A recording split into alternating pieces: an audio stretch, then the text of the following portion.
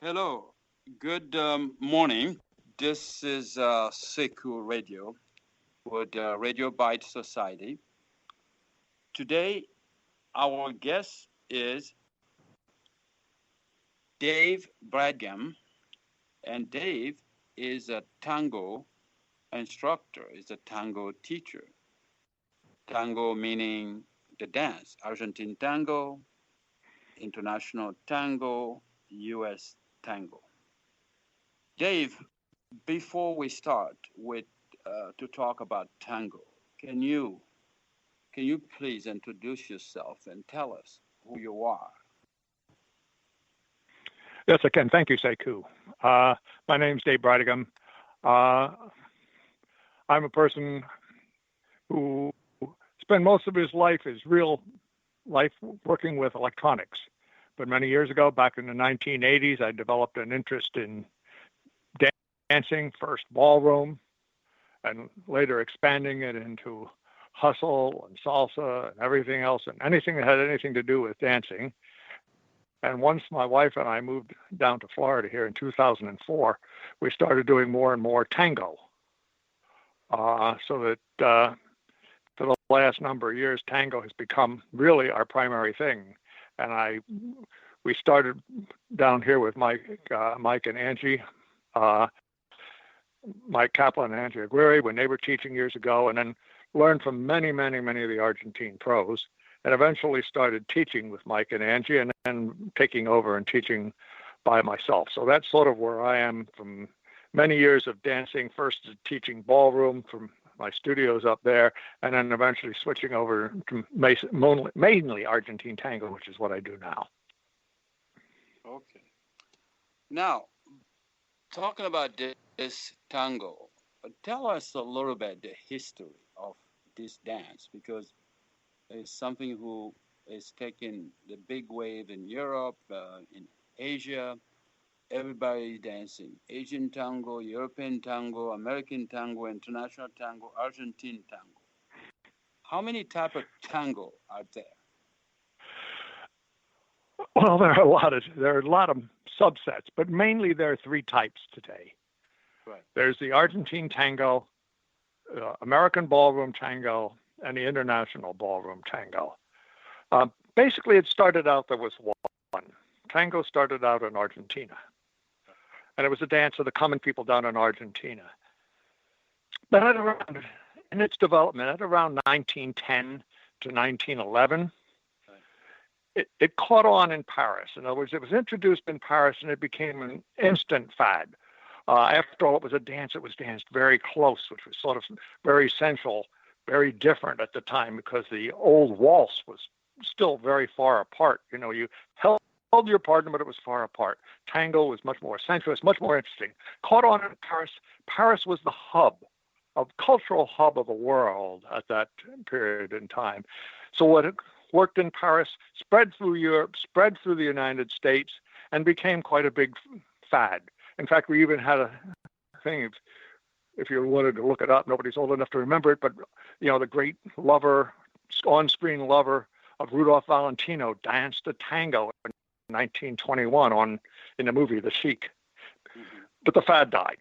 By the 30s, pretty much the fad of Argentine tango was over. They weren't bringing people out of Argentina to teach it anymore. You know, it died back. But it stayed in Europe, it stayed in the United States, and it stayed in Argentina. But in Europe and in America, it stayed in the ballroom studios. And the longer it stayed there through the years, the more the ballroom people changed it slightly in its attitude, where it started to have more of a resemblance to foxtrot and waltz in the way it was performed. Argentine tango, it developed on its own too, but into a much closer dance because it had crowded floors and much more intertwining of the feet and things in that nature. Hence, you now had three tangos. Back in 1980s to 1990s, when the tango shows like Forever Tango and so forth came out of Argentina, all of a sudden, it went throughout the world again. And now you had this Argentine version. So now you had three versions of tango. the ballroom tangos and the Argentine tango. That's where we are today. Okay, so why is that people like this Argentine tango so much? It's just an extremely interesting dance. It's very challenging especially for the leader. But it gives you a sense of accomplishment. Plus, it's just there's a romance, and I don't necessarily mean in a man versus woman. It's just a lovely dance, lovely concept. The way it works so nicely, the way that communication that you develop between the leader and the follower, it's just such an interesting thing that it has just spread throughout the world and has a following among the peoples of just about every nation in the world. Right. Now, is for our listener, again, we're on Sekou Radios. Our guest is Dave Bridgman. Dave, is there a competition of tango around the world, like a ballroom? There's not until recently, and then not like ballroom. Ballroom has competitions all the way down every level, all kinds of amateur competitions. You can walk in off the street and they'll be selling you lessons for competitions, and you'll be competing all the way up through under various amateur things. Tango, the Argentine version, had very little in the way of any competitions until relatively recently. There are now competitions, but it's just about only in the professional levels. You don't have amateur tango competitions all over the place like you do amateur ballroom competitions. Right. So I have observed that every time people talking about tango, they also make a reference to milonga. What is the milonga next to tango, and what's the difference between milonga and tango? Okay, milonga is a compound word. Today it has more than one meaning. If we go back in history a little bit, back to about 1850 or so, when the term first started being used, maybe a little before then, milonga was a place, a music, and a dance. It was milonga. You went to milonga. You listened to milonga. You danced milonga. It was one thing. It was a music, a dance, and a place where you did it. But what happened later on, from 1850 on to maybe 1880, another type of music grew out of milonga. So you kept that milonga type music, and all of a sudden this other thing called tango grew out, where it was a little slower, generally in tempo, a little less upbeat, a little bit more soulful in the music and in the lyrics. Now you had two dances. So now they kept the name milonga for the dance and the place where you danced. But now you went to the milonga, that is the place where you danced, but you would be dancing tango or milonga. And eventually they added valse, and now you could go into a milonga, the place, and dance tango, valse, and milonga. So today, milonga is a type of dance, a type of Argentine dance. It's still danced today, and also the place where you go to do Argentine dancing, including tango. Yes. Yes. Now let's talk about tango lesson. I know you teach tango, so there's a lot of people out there who want to learn how to dance tango. They wanted to know where to take a tango lessons. So can you tell us a little bit about how you go about your lessons and where can people go to take a lesson? Sure. The easiest way to get started to see if you might have an interest is to come to one of the milongas that offers a lesson. Like we have one every Friday at Sarah Dance. We have a lesson from 7 to 8 and dancing, a milonga full dancing from 8 to 11. And it's relatively inexpensive. It's $10 a person. And it starts out with a very beginning group lesson. So it's ideal for somebody who has maybe an idea about tango or maybe an interest in it. Yeah, you come there, you take a lesson, you sort of get your feet wet and then, get started.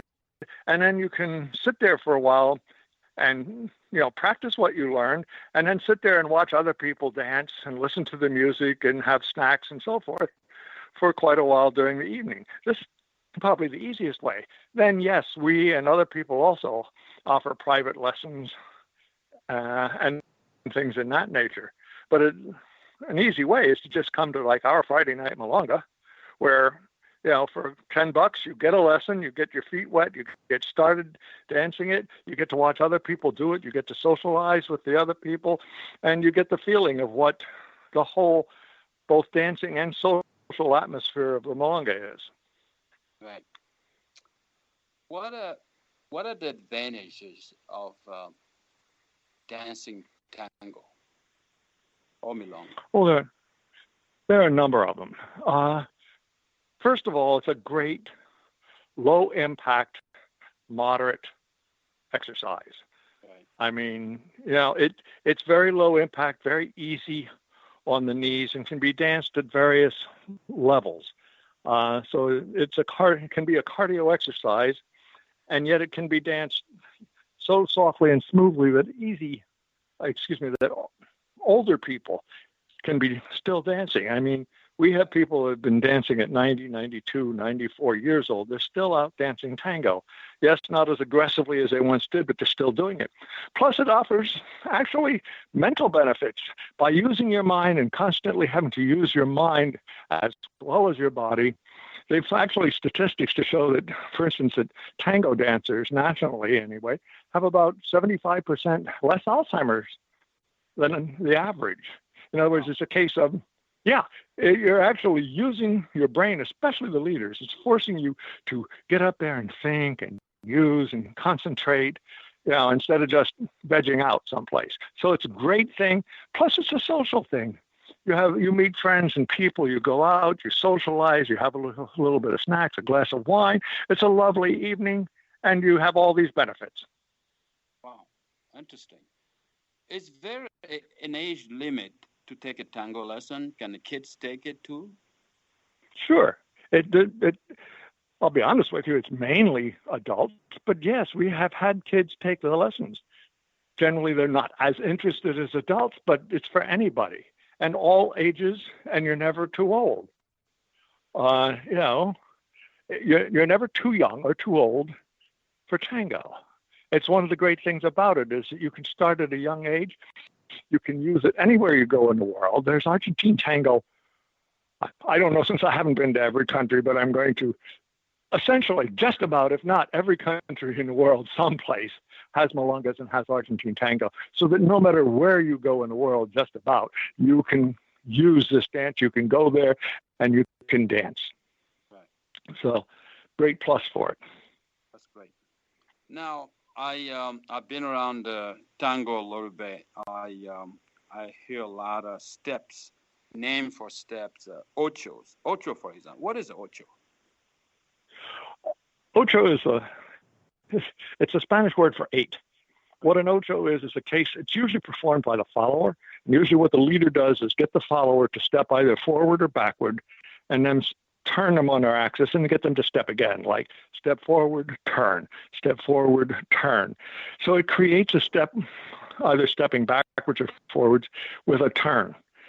If you looked at the pattern their feet are tracing on the floor, it resembles an 8, hence the term ocho or 8. There's a difference between tango generally, that is the Argentine tango, and the ballroom.